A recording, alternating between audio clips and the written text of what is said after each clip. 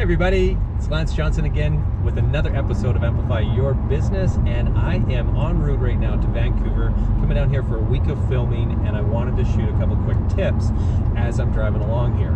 So one experience that I had, which I really want to talk about in this particular episode, is around brand promises, right? Okay, so I stopped at this restaurant in West Bank, so just outside of Kelowna, and it is White Spot. Okay, so everybody who has been to BC knows there's a White Spot in just about every corner. Now, one of the things that they're known for is their burger, a particular burger called the Legendary Burger, right? Sounds amazing, right? When you hear the term legendary, your mouth starts to water because you're thinking this thing is going to be absolutely epic. So I get there, I sit down, and it happens to be the special for the day. And so I haven't had a famous legendary burger from White Spot before, and so I asked the waitress, what's so legendary about the burger?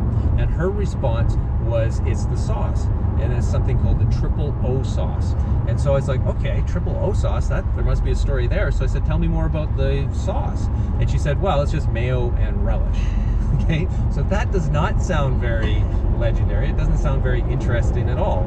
And so this is the first lesson that I want to impart upon everybody who's watching today, and that is, if you have an interesting story, so this sauce apparently is like a really big deal for them, so it's probably more than just your average mayo and relish, but the waitress didn't know the story.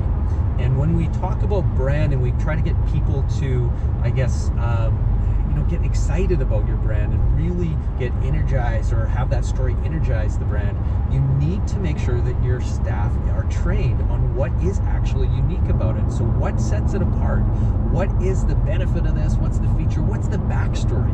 Did the chef go on an epic 5-year journey of discovery as he's trying to source the perfect relish or the perfect pickle to make the relish, or is it some Himalayan something another that they added into it? I don't know, but there probably was more to the story than what this waitress knew. And if she could have explained that to me, I would have gotten a lot more excited about it, right? So that's one thing. And then the other thing was when they brought the burger out to me. So here I am thinking this legendary burger is going to be this massive, unbelievable patty with toppings and a beautiful bun. Nope, what it was worse than probably what you would experience at any of the fast food restaurants with their cheapest cheeseburger. And this one actually didn't even have cheese on it. It was 2 buns, or like a bun, right? A top and a bottom with this pre-made, formed, really crappy, thin patty on it. And the triple O sauce. And that was it. That was it. There wasn't anything else about it. Nothing special. It was the saddest looking burger I think I've had, well, potentially my whole life. I don't know. Like, it was horrible.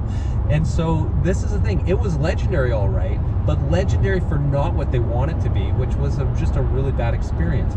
Now, my cousin who I had met there for lunch, he'd actually told me that, no, the legendary burger is not bad. It typically has more fixings and everything else, and it's actually a really good burger.